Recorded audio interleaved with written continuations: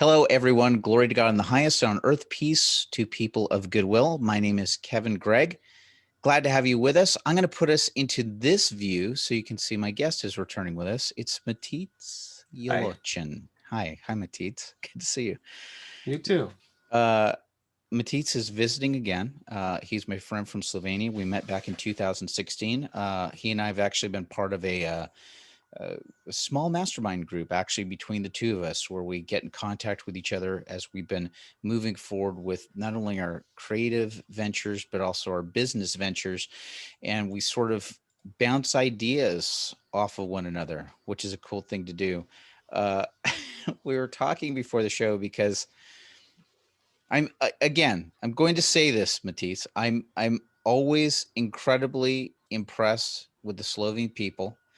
And the one thing that I'm impressed with the Slovene people is your control of language. And there's something that happens. Would you say that Slovene falls into the Slavic languages category? Yes. Yeah. Yes.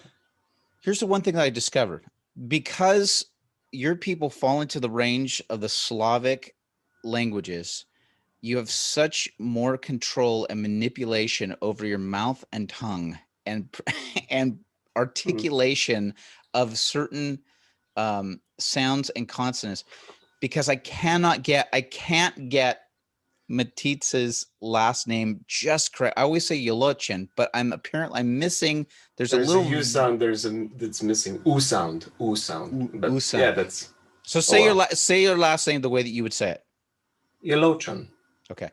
So he says it, I say it, and I say, oh, that's it. But there's a little ooh that's in the middle of it that's just very slight. Anyway, I'm always there are some words in English that I struggle to say. I can hear the difference, but I can't reproduce it with my own words. So it's not that that doesn't happen to me. I just can't remember from the top of my head what words those are. Again, for me, it's a very impressive thing. For me, it's very impressive, especially with the fact that so many of the younger generation that I met there are multilingual, right? At least bilingual. Well, technically, everyone's bilingual in Slovene because the formal Slovene is almost never spoken. It's always ever written, and the informal Slovene, which is mostly vernacular, it's more than just a dialect. So there's about 47 dialect groups here in Slovenia, and then underneath that there's plenty of other dialects, some of which aren't mutually intelligible. Always. I don't want to turn this into a history lesson. Sorry. No. I'm saying this because I'm about to ask you some questions. Sure. And on this, I almost wish that we had our mutual friend Todd on here, because Todd's amazing. Yes, that would be fun. My gosh, Todd Honeycutt, who is he's a church leader and minister that's out there in that region. He's out and about. He's been in Slovenia before, but he's throughout several different countries. But my gosh, as best as you can you give like the brief?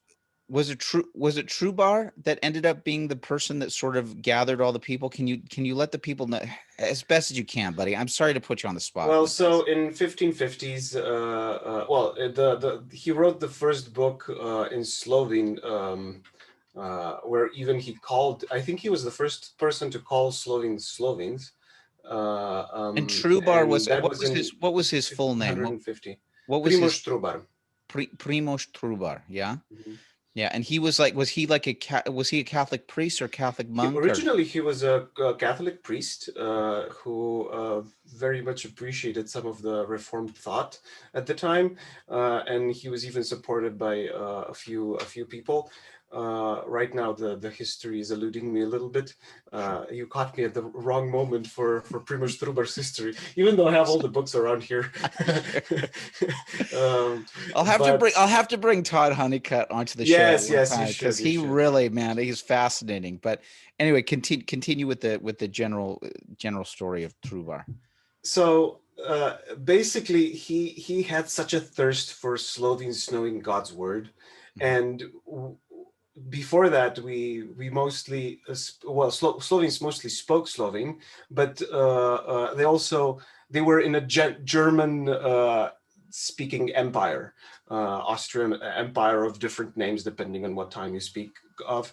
But that's German language was spoken mostly, Yeah. and he really wanted Slovenes to know how to write Slovene too, even though that wasn't done before, Yeah. except, well, in Brižinski spomeniki, which is what, 1000 AD-ish, or something like that. Mhm. But that's in Carolinian Minuscula, which isn't something. So Charlemagne's time, Okay. let's put it. That kind of writing system, and it wasn't something that was used in 1500s. So he basically wrote two books, a Besednik and Catechism. So a Besednik it's a really thin little book explaining how to write Slovene with letters, and Okay. what sounds are what, and what letters correspond to what sounds, Yeah. and like very, very short catechism in terms of Christian faith and stuff. Yeah. But then he goes into much greater length into questions and answers as far as catechism goes in the catechism, basically written in the same year. And basically, correct me where I'm wrong, and I'm sure that Todd Honeycutt would correct me even more on this. But so basically, Primož Trubar was basically the guy that said, "Hey, Slovenes, here's our language. We're sort of categorizing ourselves as a people, and here's sort of the written, spoken language of it." It was almost like putting it down in a way. Yes, but he's not concerned about language as much as he is about Slovenes knowing who God is, who Jesus is. Yeah. For Slovenes to have faith and have a good understanding of it, that's what he was concerned about. Yeah. That was Yeah. his heart, really. Yes. And I would say, well, for Protestants or not or Catholics, whoever reads the Trubar, he can't find the fault with him, because all he wants to do is for people to know what God intends for them to know, Yeah. basically. And in a very one thing that I really appreciate with him is that he is very good at explaining things in a simple language, even going back 500 years ago ish. But the concepts that he's explaining are much more, how to put it, they're very profound concepts that usually theologians these days would use Christianese of any sort, like philosophical language that people don't really use in normal life. But he can explain these things with such nice eloquence that any person of any class could understand easily. Oh, I think that's so wonderful. I mean, and again, for me, even just talking about him, I mean, it really zips back into 21st century, especially with our faith, and especially with what we're trying to do, whether it's with our faith primarily, or even with our art or our skill. This idea of educating ourselves continually. I always use this with a group of friends of mine. We have this app that's called Marco Polo. There's a small group of guys I use where we do like little video messages. As one of my friends said, it's Snapchat for old people. So, but we do this, and there's a few friends that I use this with on a regular basis, and at times it can feel like amongst us, it feels like, oh, I'm sorry, I'm doing these rambling monologues. But I came to this realization of going, no, it's very much in the Jordan Peterson line of thought, and also Jeff Goins, who's a writer. But it's this idea of like, hold on, we're practicing getting our thoughts out and conceptualizing them, right? So sometimes I've found myself doing it, or my friends have been doing it. It's like, oh, I'm sorry, I'm rambling. But it's like, no, we're actually taking the moment to try to get out what's in our mind and trying to articulate it and trying to finesse it so that it is understood by the other person. And even when you were just talking about the True Bar stuff, here's someone that's trying to get the gospel across to other people, but using at times maybe simple ideas, but also deeper concepts that are within it. Mm-hmm. And I had this just the other day. I'm sorry, I'm kind of going off on a tangent with this, but you know, I- I had there was someone in our circles had lost his wife, and so there was a funeral service. I wasn't able to attend, but I was able to attend on the Zoom for it, and I had some other friends of mine that were there in person. And I'm going to be as respectful as possible. There were some wild moments, right? There were some wild moments at the funeral. There were some people that were kind of getting up as different representatives of Christianity, and you kind of go, I remember talking to a friend of mine afterwards, saying, here's the thing, eh, sort of the context that I put it in for myself, and again, it's my filter and how I was looking at it. I thought to myself, if I was a non-Christian and I had come into that environment, I don't know if I'd be sold on what Mm-hmm. Christianity is, right? And Yeah. so, and that's not to discredit people's faith or feeling, but I will tell you what it did do was that it continued to spark for me the concept behind what I have with this show is, what can I do in my small circle of friends or in the realm of influence that I have, and also make sure that I'm continually educating myself and trying to get better with delivering these concepts, right? Yeah, And and living it out basically. At the yeah, end, it's not just sure. Some of it is knowing, and some of it is exploring more. But I think a lot of times Christians forget that we're supposed to live these things out. mm, yeah.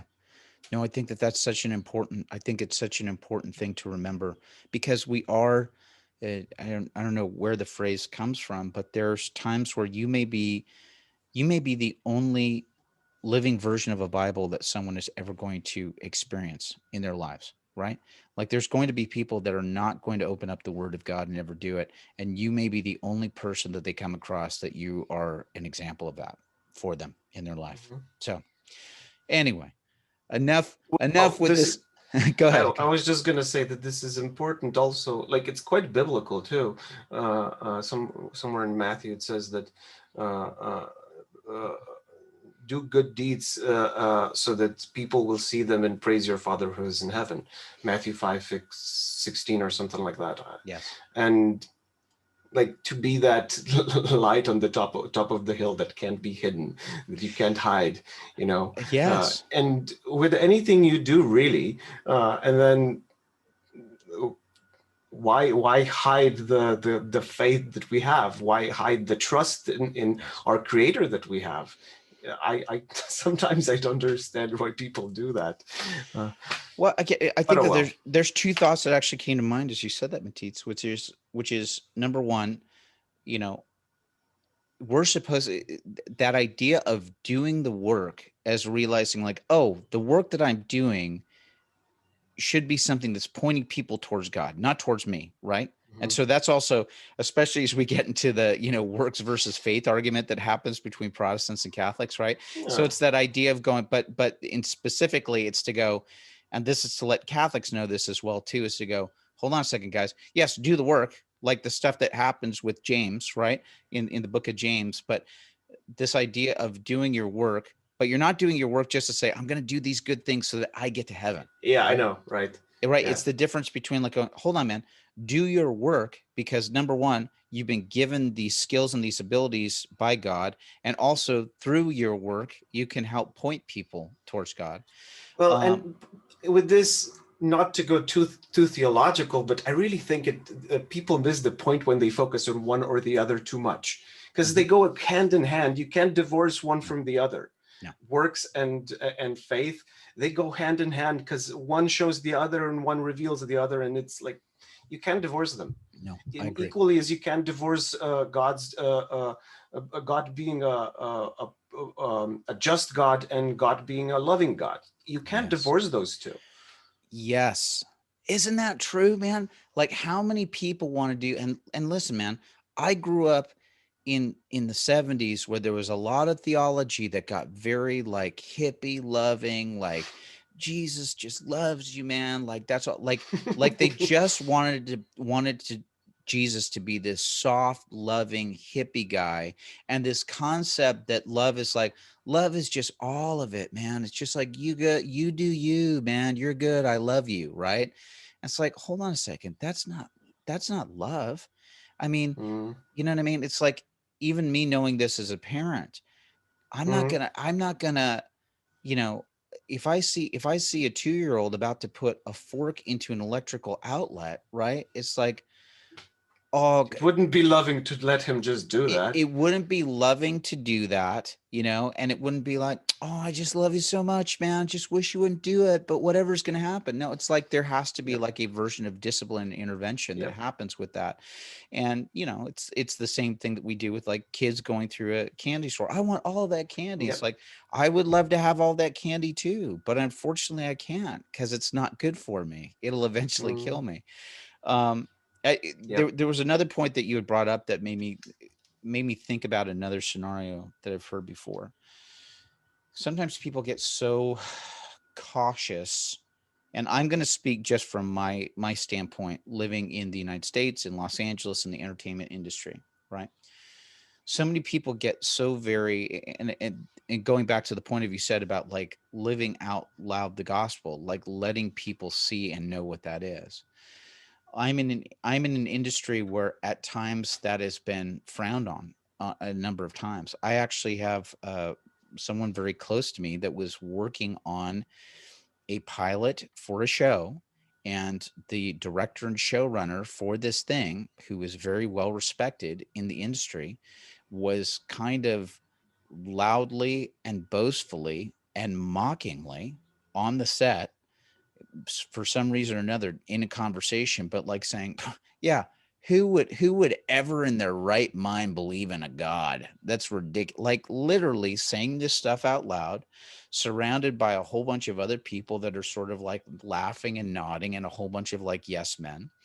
And, again, the person that's listening to this just goes, I do, but they feel like they couldn't say anything because, they're afraid of repercussions. Now, the other side of it that I think that comes with when I hear something like that, I'm going off. I'm on, sorry, Matits, I'm on Tangentville today. Well, it's your show. Well, it's okay. Yes, that's right, everybody. I invite Matits on just so he listens to what we have to say. I love tangents though, anyways. So, but I think really what that is, whenever I see sort of like kind of bad behavior or challenging behavior, what that really sounds to me is like, hey, someone please explain to me what God is, because I think I want to know. I need somebody to challenge me, right? Mm. But we're too scared to have that conversation because we're afraid of the repercussion, or and I guess that's the thing that's happening with me now, especially over the last couple of years, just going, yeah, let's stop being scared now. Let's stop being scared and let's start moving forward. I just turned 49, and like I'm just sort of like I'm looking at what now will be sort of the back half of my life, and you start kind of going, yeah, okay. No more twiddling the thumbs. It's like you have to start doing this because now you start looking at this stuff in terms of eternity, right? And it's like, Mm. okay, what are you going to do with the last chunk that's left? Because I think if How are I'm you gonna lucky, finish the yeah, marathon? if I'm even remotely lucky, I'm at the halfway point. At best, I'm probably entering the last chunk, right? And it's like, okay, man, what are you going to do with this? How do we finish? How do we finish it well? So, Yep. anyway, just a bunch of thoughts. Matisse, what's been going on with you? Do you have some stuff that you want to share with us? It sounded like you had said, can you share it with us? Is that possible? Well, let's see. How to share on Oh, Zoom. It's been yeah. a while. Now let me see. I want to make sure that I've also enabled you to share. So, hi everybody. You get to Yes. see us do this. You get to Um, see us do this live right now. let's see. Yeah, I'm going to also make you this. I'm going to make you a co-host so that you have the ability to share. Yeah, that might help you. So what do you think about that? Let's see. Goodness. All right. As you're So looking for it, share screen, and let's do this.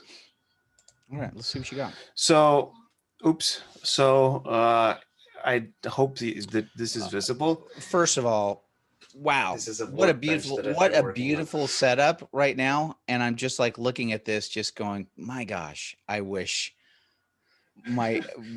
parts of my house were this were this organized. What are we looking at here? Well, it's not organized. If you can see on the bottom, there's plenty of shavings and stuff around, but oh well. That's like going to a barber shop and saying, "Oh, excuse the hair True. on the floor." True. Which I look at that and I go, "Yeah, that's a workshop." That means. Then again, I love the creative chaos when I'm working, and I tend to, but I like cleaning up when I'm done with projects, and I like to have things that I like to have things have its home. Have somewhere where they end up, because otherwise they're just gonna pile up on horizontal spaces. Yes. But anyhow, so what are we looking at? What are we looking at? This is the workbench that I've been working on for the better part of the last year and a half, mostly because this is my hobby more than it is the hand tool woodworking is more a hobby than it is making money with it for now. Though I hope that will change in the future. But this is beautiful. What's it made out of? What type of wood is it made out of? So the top is made out of, I think that would be about 3.5 or 3.25 inch thick slab of beech. Well, it's not. It's glued together from lots of pieces, and then there's a walnut inlay here along the way. An idea that I got from Rob Kosman. And a Swedish style shoulder vise that I built today. And this was quite a tricky thing to build because I didn't know how to make it so that it would all be firm and secure, because the vise is going to go through here. The handle and the thread is going to be metal, but the handle I still need to make. And the entirety, the piece that will hold here. Yes. And this will be under a lot of pressure when it holds a piece of wood that is going to be in here. Okay. So I think this will do. Okay. If not, I'm just going to remake it when the trouble occurs. But it should hold, because the bolt goes. What would be that? Well, it's almost 40 centimeters long. Okay. Wow. So about a foot and a quarter. Okay. Wow. Or so. What was your inspiration for making this workbench? Because you've been talking about for a while. Matic and I have been on our mastermind groups for a while, and he's been continually talking about this project. What was your inspiration for making this? Well, the old workbench, which I don't have the photo here, except if I no, I'm not going to do it on Instagram. Hey, and you know what we need to do at some point? I'm just going to put this in your ear just while you're on this episode. If you happen to have any of your like wood carvings or wood engraved things, some of those things, to just pull them up so people can see some of the stuff that you've been working on. Yeah, sure. I'll do that for the future. I need to prepare them so we don't waste time on searching for stuff. Of course. But before this, I had a smaller workbench that was made when I started dabbling with woodworking, which was what, I don't know, about 7 years ago ish, 8 years.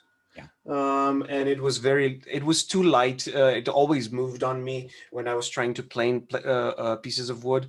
And this, even though it hasn't, so far it was without the shoulder vise for about a week or so. It was a pleasure. It's been a pleasure working on it, because it's as solid as a rock, and it won't move for you. It won't move on you. So when you ask what it's made of beech, and the legs are made of white oak, I think. Wow. And this is made of oak. The shoulder vise is made of oak, and I think it's pear wood in the front, and there's pear here and more walnut here. Brilliant.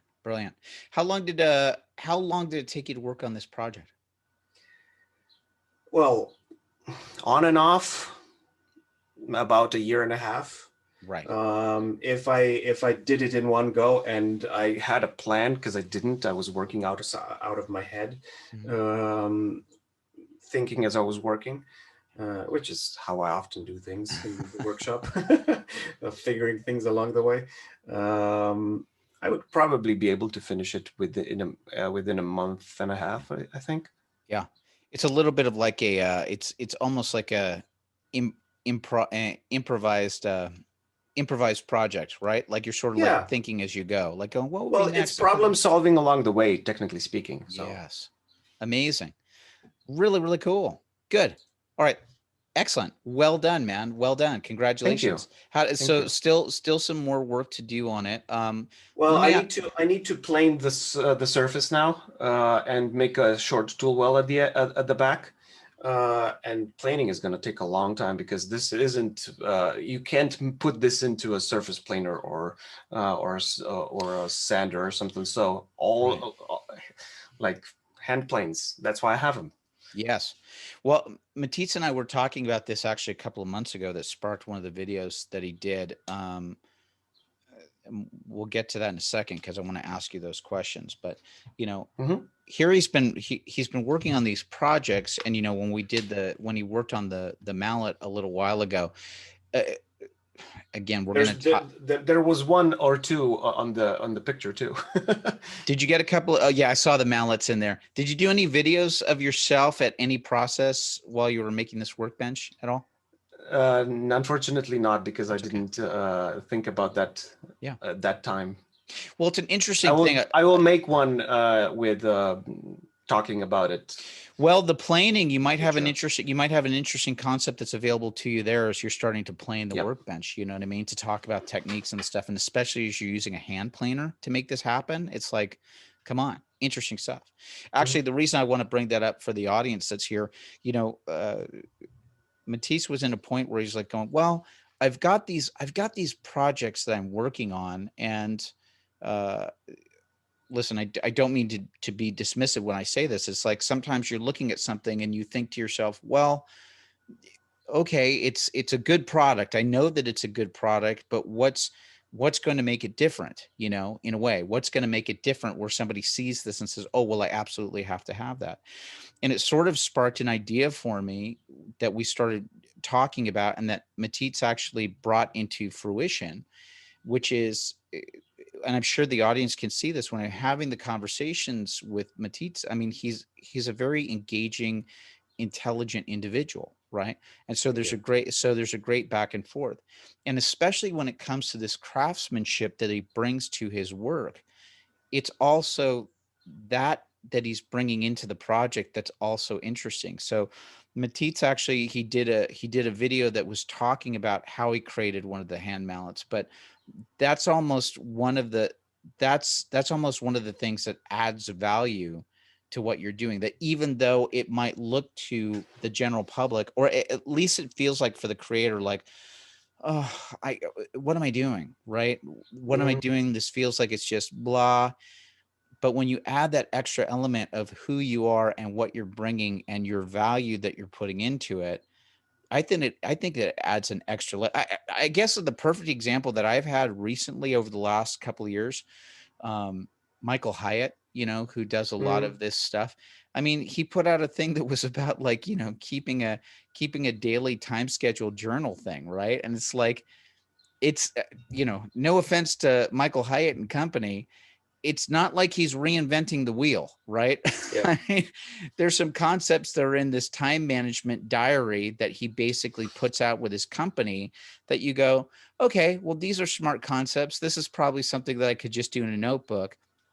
But he'll spend the time like talking about the process, talking about it, and then puts like the craftsmanship into the type of journals that they have. And I've purchased one before. I said, you know what? I'm sold. Yes. Is that something that I could probably just do in a notebook?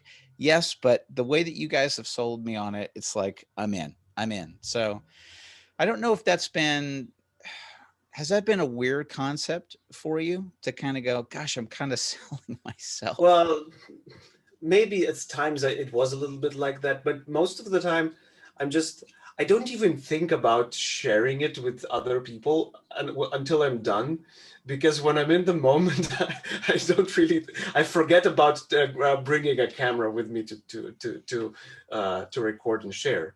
Maybe Totally. it's a little bit of me being more of a photographer than a video maker, even though I can make videos. Yeah. But hopefully now that with this new acquisition, the Sony RX 100 Mark IV, so that I don't have to fiddle with all the lenses and all the tripods, because this is very light. Hopefully it will enable me to do more video recording down in the workshop or anywhere else for that matter. Besides, this one at least has a selfie screen, which would help for when I'm not behind the teleprompter like I'm here. Yeah, it's such a difficult, and you know what? Actually, going back to what we were talking about in the beginning of this conversation, what are you doing? You're serving as an example for other people that are interested in doing this stuff. For Yes. me, it's very fascinating, right? And at the end of the day, yes, of course, I would like to share more of what I do, uh, um, even though I haven't so far, as much as I would probably have wanted when the projects were done. But yeah, yeah. Yeah, Having done masterminds with you has definitely given me lots of encouragement in that area as well. And in the past, I would never have thought of doing uh, um, video podcasts or things like that. But I've done them before. I've done them, and people seem to think that it's fine, that it's good. So I don't know. for me, it's very Probably just one's own fears. well. That is true, because I mean, there are times where you think like, what the heck am I doing? Like, what am I doing this for? And I think it's a Mm. difference between, I just had this conversation. Oh, I'll tell you what, I had this conversation. If you'd like, I've got a series that's right now over at kevingregg.locals.com that's called Parameters for Working on a Project. But one of the video series that I was talking about on that was uh, who you're doing it for, right? If what you are doing it for is if you're just Yep. doing it for self-glorification, or you're doing it for the idea of like, if I do this, I'll get a whole bunch of views and a whole bunch of likes, and then right, if I'm doing it that way versus doing it for like genuine service, I think that the genuine service trumps the idea of like, I can't wait for people to see what I can do, Mm. right? Instead of having like a show off thing, it's like, no, actually I've got, and it serves two purposes, right? And it's hard because we want to, again, we get trapped in this cycle on social media where all we want to do is show the best stuff. We want to show the polished, awesome version of it, right? Mm. We don't want to show the failures. And the fact is, I'm telling you, for me, I want to see this will sound weird. I want to see people struggle. Yep. I want to see people struggle, mess up, run into the problems, and then figure out how to problem solve it. For me, that's fascinating, you know? Well, funny you should mention that, because as I was working on this shoulder vise, there was a part that had to literally dovetail, and it was like I don't know, 3/4 of a foot long piece that dovetailed into another, and it's a big dovetail, and it was too loose. So I needed to fix it, and as I was doing that, I was thinking, that would be such an interesting video. I'm not going to do it this time, but that would be such an interesting video. How to fix a problem that you made, because it's yeah, sure, it's easy to share things that work perfectly the first time, but there's an art in also fixing one's own mistakes, Mm, and things are still going to work in the same way as they would have otherwise, yeah. but you're also fixing it. Yes. There's a movie that came out probably, I'm going to say it's almost 20 years ago, maybe more than that, but it's a documentary. It's called American Movie. And it follows this guy. I think he's either out of Michigan or Wisconsin. I feel like he's out of Wisconsin, but he's this guy that's trying to make, it's right as a lot of the independent filmmaking scene is kind of taken off, you know, people trying to make films for $10,000-$20,000 US, you know, to try and make this stuff happen. And he's trying to make a horror movie happen. And, you know, the guy is, I'm going to be a little bit rough, but the guy's a loser, right? Like the guy is like, he's got a drinking problem. He's just like, he's like this creative guy, but he's like all over the place. And, my gosh, man, it's such an intriguing documentary, because the one thing is this guy has such tenacity moving forward and making it happen. And you see him like really, really battle it. And spoiler alert on a documentary that's almost 20 years old, he is successful, but it's like seeing him go through that journey. You just go, you know, and does it look like does it look like it's a great product? No, it looks like it's a piece of crap film, but you're so happy for him. You just go, yes, buddy, you did it. This was like your vision for 10 years and you've made this thing happen. And it's just, oh, it's so lovely to watch that. So as much as I guess it's the whole thing of like going, all right, well, I've got this failure that I'm trying to work through and I don't have the solution, but keep following along with me as I try to figure this out. And you never know, like, especially. Also, is it really a failure if it works? No. So no, you know, or here's the other thing. What could it start? It can also start the conversation with other people that might be able to come up with solves, right? Yep. Now I think are we part of the same I'm a part of the woodworking Facebook group that's on. There's like this. I think we are, yes. Okay. It's like there's got like 20,000 guys on it or something like that. And they can be those guys can be brutal, right? They can be indeed. Because they really listen, it's a bunch of guys. This is something that happens with guys where they do the, you know, actually Jordan Peterson brought it up very well when he talked about he would be working on like railways or certain types of crews up in Canada. And there's something that happens with guys when you get around together with them. There's almost this process of like needling and teasing to see if you can take it. Yeah. If you can take it, then it's like, okay, now you're accepted into the group. Let's keep moving on. Oh, I know how that is because I wasn't able to stand it when I was a kid, but I can do it now. I'm the same way. I get hurt so easily. You know, I needed to figure out how to laugh at my own expense, but now it's fun. What do you think was can I ask you this? What do you think was like the turn? Do you remember a specific turning point that happened for you where you said, I can do this. I can take this?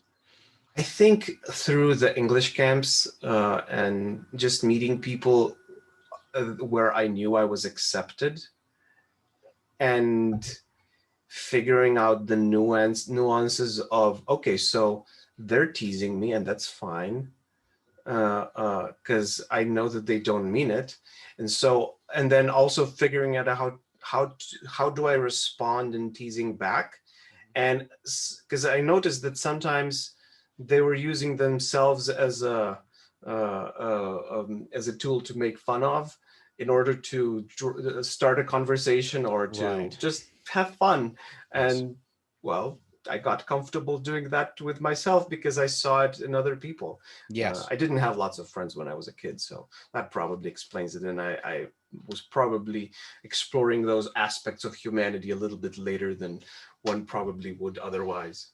Well, that's okay, man. I mean, at least you've come out on the other side of it. There's something that happens with the self-depreciating humor, you know, which is like, hey, I'm going to make fun of myself first, right? And it's interesting.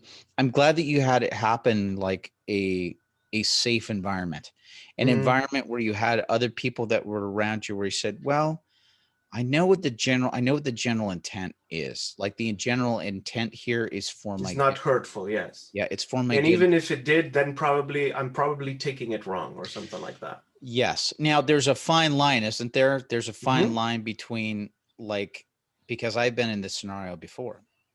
I've been in this scenario, and this happened to me when I was in my 20s, where I would go too far with self-depreciating humor where I sort of like make fun of myself.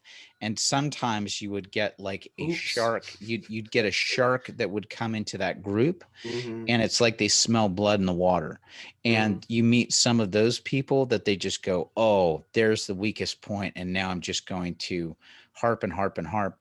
I didn't have the ability to be able to go, hey, that's enough now, right? Instead, I didn't have the maturity and the knowledge to be able to go, hey, stop, totally get it, but we're going too far. Well, Instead, people learn. You learn in the long run. So I did learn, because I would have moments where then I would have like explosive tantrums about this, right? Where I just kind of go, well, now you've just made yourself look like a jackass in front of everybody. Um, but at the but same time, even when that happens, and it took me a long time to figure that out, is uh, nobody's gonna remember that in the long run. no, You are probably gonna remember for longer than everyone else is, because everyone is concerned about themselves more than they are about other people. oh, brother, isn't that true? We get so caught up in our own junk. We just make everything so big. How many times do you bring something up with somebody and they go, "What? What are you talking about? I don't even remember that." you know, that's like this Yep. huge boulder that we just carry throughout our whole life. And I So don't even know from where this idea popped into my head, but I know that this exact thought comes through like very often in the last 2-3 years, that it's not as bad as it seems. It's not as or you don't have to, and not even for myself, I'm fine, but for other people when they complain and stuff, look, nobody's ever going to remember that. You are, but nobody else yes, is. I remember one time we were out with my libertarian friends, and someone decided to start making fun of me and a friend of mine who was also there. Uh, and at some point, just became cringy. I was like, seriously? I mean, I don't care if you make fun of me, but can you see this guy? He's here. He wanted to have a good time, and now he's being miserable because you guys just took it too far. And I was like, dude, seriously, yeah. seriously. What was the result? What was the resolve that happened with that situation? Well, he just left the room, Yeah, which was a civilized thing to do, but it would be more civilized if the other people realized that they went too far. I really stopped caring at some point.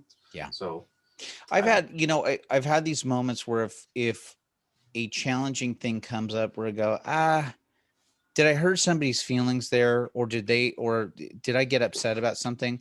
Yeah, it's good to have humility in those moments to say, look, I'm sorry. Yes. You And know. I've also gotten, yeah, I've gotten much better at that, of like, boy, I had a friend of mine, Danny Roque, was always so good at this, man. Whenever we'd be working on shows, occasionally when you've got actors working together, there'd be a blow up or all this stuff. Danny was so good at this, where like if we had a blow up that happened in the dressing room, Mhm. like you'd be driving home, and like honestly 15-20 minutes after you left, you get the phone call from him saying, hey man, I'm sorry. Like he'd immediately say, I don't want to end the day like that, like I'm sorry that Mm. happened. Like he'd always make sure that the sun never went down without the apology. And I've As if had he to, was reading St. Paul. yeah, well, I mean, it's that. And but I've had to learn that for myself too. Like I Mm. had a scenario that came up a couple of weeks ago with some, got together with some extended family members, and there was some joking, and I think I dropped some stuff that Kate just thought was a little bit cringeworthy, and I just thought, it was sort of rolling around, and I just sent a Facebook message out to the family member saying, listen, I completely respect you, and I'm really sorry if that came out. And again, we were fine. Like the person didn't take it poorly, but it was like, I was glad that at least I reached out and said, hey, I'm sorry that I did that, just so that I'm not carrying around this stupid burden, Mm. and just trying to keep my side of the street clean. Yeah, and it's much healthier for people to have closure in either way, in either direction, for you and for the other person. So, Of course. yeah, It was a big thing for me, man. makes it easier for everyone. When I went through, going through my sobriety program and everything, one of the things that you have to do is you make amends to people that you've hurt over the years. And, there were two big revelations that I had through that process. Because when it came to my large amends list, like I had like about 35 people that I really had to take the time, and it took me a while to get through it. And there were some people on that list, like I was so afraid of having the conversation with, because there was some stuff that there were some people on that list that some stuff had gone unspoken for like nearly 20, 25 years, and it was like going, I got to talk about this and I got to say sorry for my part.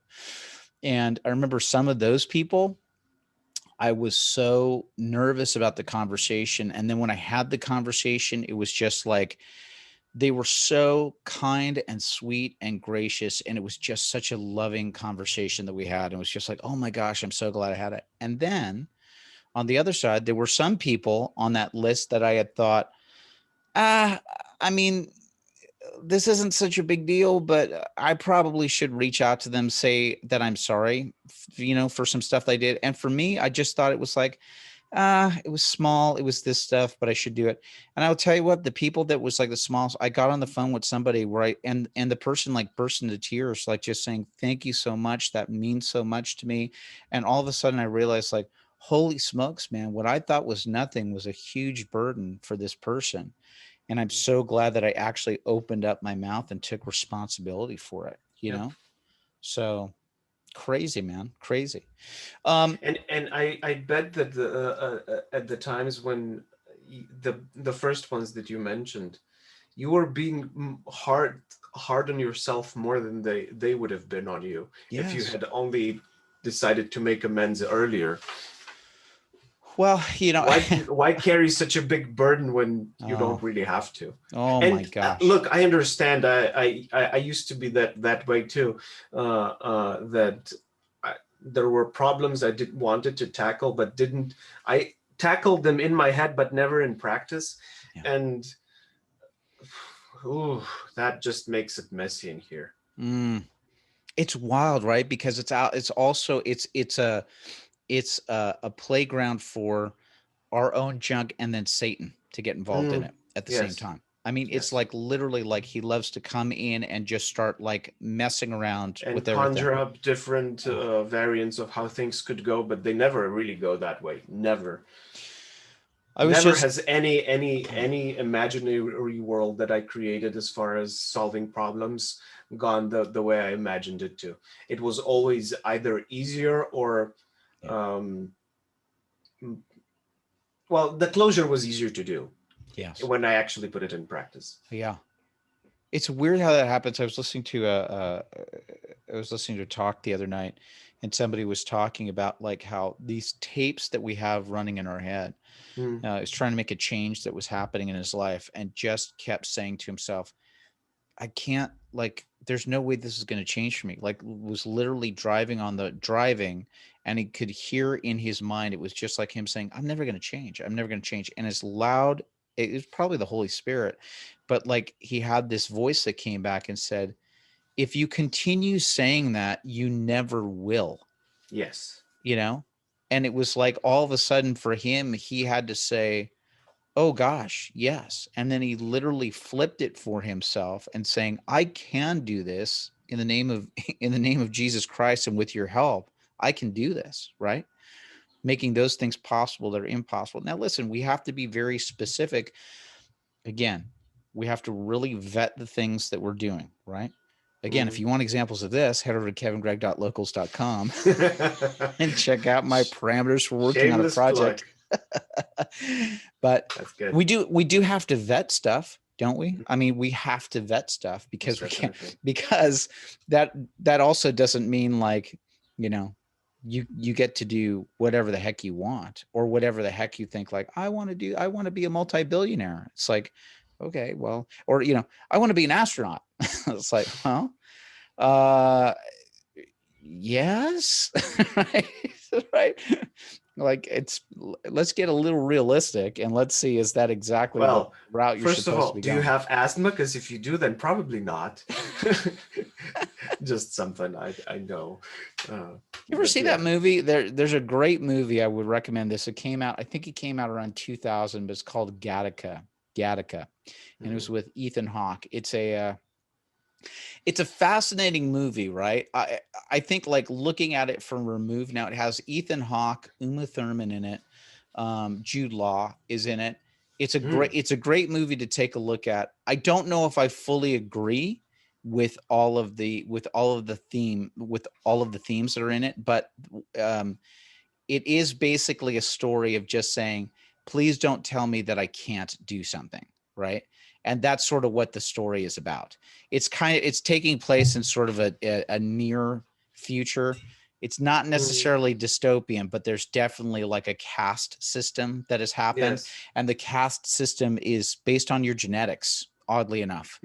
The caste system is based on, well, we did this genetic pre-testing and this is what you are. These are the ranks and the class that you fall into. And it's a real interesting story about, Ethan Hawke's character of like what he really feels like he's called to do. But yet what his genetic testing tells him that he's only able to do, and how he's able to sort of work the system to get around it. It's a fascinating movie. But I don't know, interesting thing. So let's do this as we're in our last parts of it. Maybe we can use this as a little bit of people can see a little bit of the mastermind process that we do. Sure. What's going on for you this next week? Is there any stuff that's sort of in your Well, right now, next week is. Oh, it's already happening, huh? Good that you mentioned it. What's going on? Well, that summer camp for 18 to 30-year-olds in Prikmoria. So that's going to be 22nd through 25th. The first quarter of the week I don't have planned yet. Okay.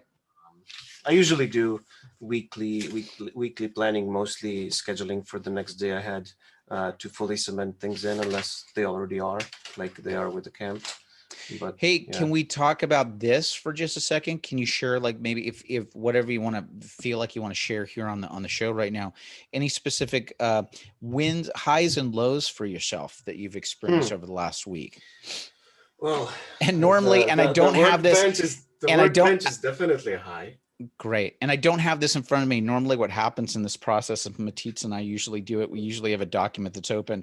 We're keeping track of this for each other, but you guys get to see a little bit of this. Well, and we don't even do it time-wise as much. It's just a rough guesstimation of how long something takes. And some things bleed through the others, but oh well. Right. So the highs and lows of the previous week would be probably building this bench would be the high.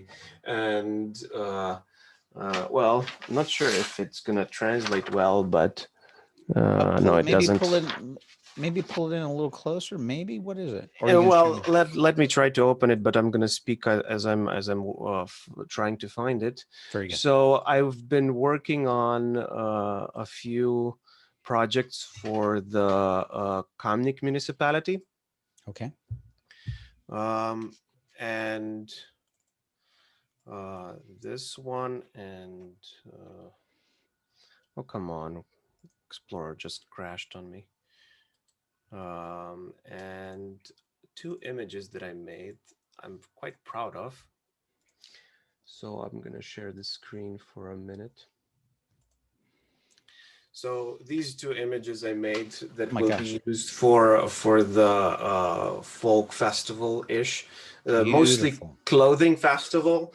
And these are images that were created in before World War I, but they were black and white, and I colorized them basically. Wow. And put the graphics around it so it makes a sense in the context. And this is something I'm really happy with. Beautiful. The lows. What do you use? Use Photoshop for your? This was mostly Photoshop, yes. Yeah, very good. Illustrator for then the vector for the text to be put in. Gorgeous, man. Look at that with the backgrounds and everything. If you happen to be listening to people in the future may be listening to this on an audio podcast, but go over and check out the video version of this on YouTube. He's showing me a couple of these promo images that he did for this festival that's coming up, 50th National Costume Festival that's happening. Comic. Yep. Comic. Really So cool. Lovely. So that's a huge win. Awesome. That's a big high for me for the last week. The lows, not much, I would say. So it's been quite a good week. Good. What about you? I would say highs for me. I've been continuing at kevingregg.locals.com. Mm-hmm. I've been doing those videos. So I've been doing that on a regular basis, which I've been super happy about. Again, these podcasts have been going very well. I've been doing continual, again, I've been getting continual work with several of my clients that I've gotten through Upwork. So just again, moving the needle on that. I'm actually making some forward motion with, so my son Duncan is just about closing out his, he's just about closing out his schooling time. He's 22, has autism, and he's just coming to the end of his summer session, and now we're getting ready to transition into what his adult life will look like. And so I'm doing the beginning stages of putting together a program that then gets submitted to some state agencies for approval for funding.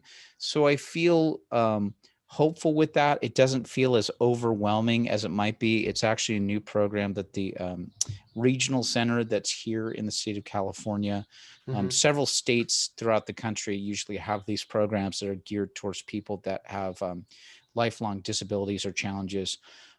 They've implemented this new program that's basically called self-determination program. And the thing that's very intriguing to me with sort of my entrepreneurial mindset and the way that I sort of look at the world, it fortunately puts a lot more of the decision-making back in our corner, where we kind of get to go, okay, great. Thank you, state and federal funds, for the fact that you provide this.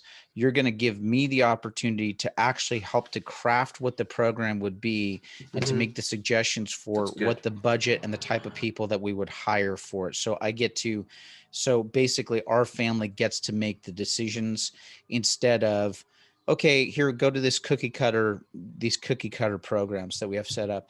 It's very challenging here in the United States. You know, it's a really challenging thing, especially for our populations out there that have autism. That's all that I can speak to. If you're dealing with other challenges, you know, God bless you and Godspeed with what you're dealing with. But, you know, we have a very large population of adults that are basically diagnosed on the autism spectrum, and the spectrum is very large. It can be a whole bunch of different things. And, you know, I think for the most part, like some of the schooling, the systems and all that stuff have worked somewhat well for kids as they've been going through it. But now we're going to be having millions of these kids now that are basically aging out into the system. And I've seen it happen with a number of people over the years where it's like, you know, either once they hit 18 or 22 and they age out of the school system, I can't tell you the amount of people that I've seen just, they graduate to the couch at home. Like basically it's like, well, that's it. And well, that's with normal population as well, mind you. Sadly. Well, boy, you got a point with that, right? But anyway, it's about trying to make this forward motion with Duncan, which I feel hopeful with that. Now that you mentioned, when you mentioned the first part, I remembered the low for me was my website was down for 3 days, and I couldn't for the life of me figure out what was it that happened the server to be overloaded. What happened? The people at the server closed it. I don't know. Might have been a DDoS attack or something like that. I don't know. Well, it's interesting. I hate mentioning it here because I've been dealing with I've been dealing with a few issues recently too, where I kind of go, come on, man. I'm probably gonna have to move away from WordPress. Yes, boy, I think that's it. Was your thing a WordPress issue? Yeah, you know what? Probably. Shoot. So something to work on in the future. I'm not a programmer. I mean, I can read code and stuff. But yeah. I'm laughing We'll because see. I was just watching a Stefan Molyneux thing the other day where he's dealing with a whole bunch of tech stuff, and I just it's it's so funny, isn't it? Well, that's okay, man. I think that that falls into the realm of what Stephen Pressfield talks about with Well, I've resistance. acquainted myself with a few programmers now, so Okay. hopefully the transition to non-WordPress anything will be easier. Well, that's unfortunate. Nuts. Yeah, it's something I'm going to have to address because you know Maybe what? Drupal. Okay. We'll talk offline about this stuff because I may have to pick your brain a little bit as I'm figuring. Isn't it? It's weird, right? It's like for me, it's an indication that we're heading in the right place.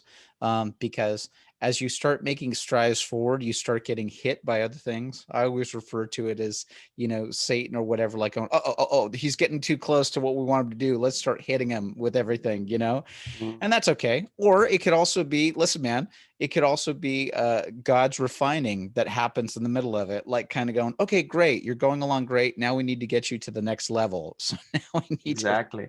And well, this also brings me to a good point as far as Mastermind is that on paper it's more like what were highs and lows of the previous week, and then accountability, and then who has the hot seats to share the problems or the questions one has. But here, when just you and I have it, it's more, everything comes together in.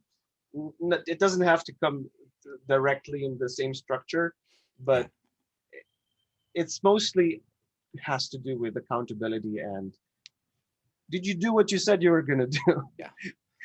Yeah. And did you have a good week? Grade yourself on that because you're your own boss, right? Yes. So Correct. Well, there's something to be said about continually verbalizing this stuff on a regular basis, right? yes. Of just reminding yourself how many times, and I'm even saying, as I'm saying this, I realize I need to get off here and today to look at some past documents I have. I've got a Mm-hmm. personalized document that talks about the goals, objectives, things like that I'm working for long term. I have to remind myself about that on a regular Yes. basis because honestly, out of sight, out of mind. And I think that This that's the great thing that happens with this mastermind is that we're able to kind of like go, oh, that's right. I said that last week. I got to remember that. and not only that, when you go back, especially when things are when talks or masterminds or whatever, or if for someone, if someone, one of you guys are writing a diary, go read your old stuff. Go read your old mastermind notes or whatever, or Yes. entries, because it Yes. can be very encouraging to see where you came from and where you are now, especially when things are moving in a good direction. So And even good. if they move into a bad one, you can always go back to, okay, I know things can go better, or it's easier to have a direction in life when you have someone you can talk to and share things with, and Yeah. then write those things down. So, Yes. It's so good. I can't tell you the amount of times I've just told people, write as best you can. And even if you, especially in this day and age when we are mostly behind computers. yes. Well, and listen, I get it. Like there's some, I'll have to tell you, I understand that there's people that are out there that are hesitant about writing. Well, I can't write or I feel uncomfortable writing. Well, there's two You can challenges. use, yeah. There's two challenges I want to give to you on that. Okay, you have trouble writing. Then record yourself talking. Okay, record yourself talking and then throw that into a transcription program or something so that you see it. And Mhm. I'm sorry to have to say this. I'm going to get to the Jordan Peterson school of thought. You should be learning how to write. Sorry, you should be practicing how to do this stuff. And And I it's understand. better to do it poorly than not do it at all. I listen, man. This is why I've got the mad respect about David Goggins, who's that ex Navy SEAL, who's been like, he put out that book that's called "Can't Hurt Me." That's the name of the book. But he talks Mhm. about like writing that book. He co-wrote it with another guy that helped him through it. He said it was one of the hardest things that he's ever done in his life. And this dude lives a life of doing a hard physical ultra marathons, doing all this stuff. And this guy's like saying, writing this book was the hardest thing in my life. We should be doing hard things in our Yes, life. exactly, We should be doing hard exactly. things. So I'll give whoever's listening to this, it is very helpful to get your thoughts down on a continual basis. If you've got to get it down by doing audio recording, then do that.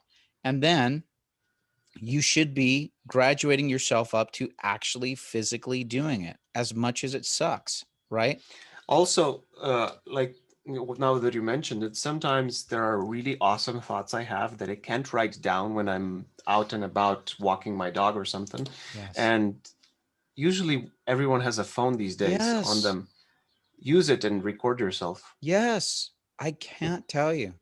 I use a program. It's going to be a little bit too expensive maybe for some people, but I use a program that's called Descript, and I use it for a lot of when I'm working with clients. Usually as I'm helping people with working on writing projects, we'll have an interview and talking about stuff, and then I'm able to take the audio from that, transport it over to Descript, and it does a fairly good job with transcribing it. It doesn't get it exactly perfect, but it's another version of having it there. So there are programs that are out there. And even if you're using any type of Word program right now, whether it's on Windows or Mac, most of them have a dictation version. You can hit a button. Especially in English. Yes, and you can voice to text it in English. You can do that. So I do have to change sometimes. Listen, man, I got stuck with you guys over in Slovene because sometimes I'd be writing out people's names, and I want to make sure. Well, I want to make sure I do it with the Slovene characters, and so sometimes my Slovene QWERTY board comes up, and I go, "Gosh darn it, I've got to change You this mean thing back." QWERTs?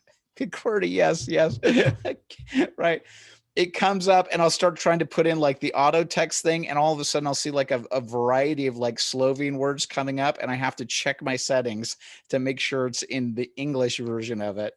Funny that you should have that problem because I usually don't have that problem with the Swift key keyboard on my phone. I You, usually have it in Slovene, and then I just type anything English and Slovene, and it's learned how that I do that, and it works well, fine. good for you. Occasionally, I don't know what happens, but occasionally my Android keyboard that's on my phone, I have a Google phone, and occasionally it'll slip into the Try Slovene. Swift key, What's it called? Swift key keyboard, and you can do slidey Oh yeah. words. Oh yeah, yeah. I do that stuff too, where I do the quick. I love that, where I do the like it's Mm. using a pic. Boy, that was a great thing to do if you're listening to this on audio. You basically just heard me go as I'm using my finger and drawing little lines in the air. So listen, Matits, I have to end this. A pleasure as always, man, to be with you. Pleasure is all mine. I'm going to see you next week. Where can people, what's the best place on the web that I can point Well, unless people it's towards? down, mjd.si. mjd.si. So it's Matits Jelovčan Jelovčan design. Design.si, which stands Yes, for Slovenia. Slovenia. How come it's an I? Do you know? I don't know. Just the way they decided to have it in codes for languages and stuff. Though sometimes I see SL and sometimes Yeah. it's SLO, but Yeah. Because that I was don't know. weird I for kind of me. like it. Because I mean, but in the Slovene, there's not an I when you guys do Slovenia. Oh, well, I guess there is. There's a. Slovenia. I don't know. All right. I look.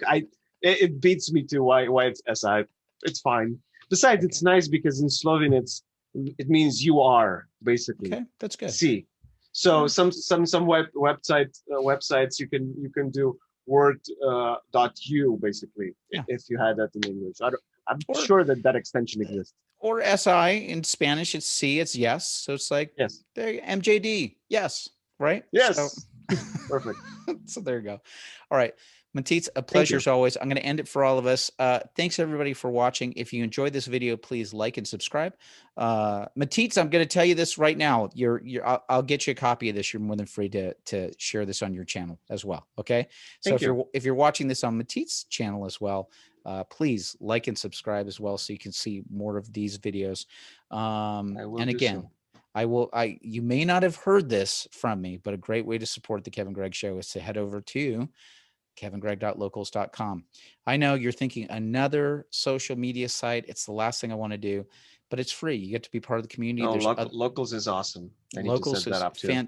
fantastic. You can actually head over there. It's free to join. I actually have a free video that's available if you're underneath my community.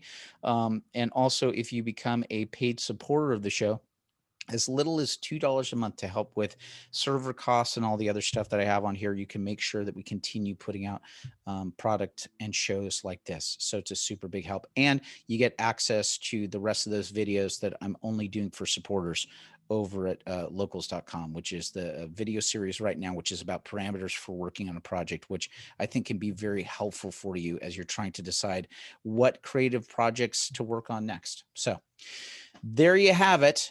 That's Can all I I'm gonna mention say. something? Yes, you may. Because you finished with that, and if anyone wants to support what I do, Yes. you can always drop a donation on my website as well. Okay. njd.si/donate. Ladies and gentlemen, we just want to tell you this. Whenever you support and donate to content creators like this, you're ensuring that we get the opportunity to continue to do this. We're kind of, I don't want to put us, we're just in a continual, it's just a continual, it's a part of our journey. That's really what it is.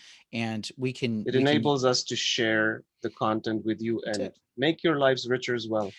Hey, you have your opportunity when you're going to movies or watching things. It's your version of voting. So donating is your version of voting for content like this. If you want to see more content like this, that's your way to vote. And it's a really simple way to do it. So we both appreciate it from the bottom of our hearts.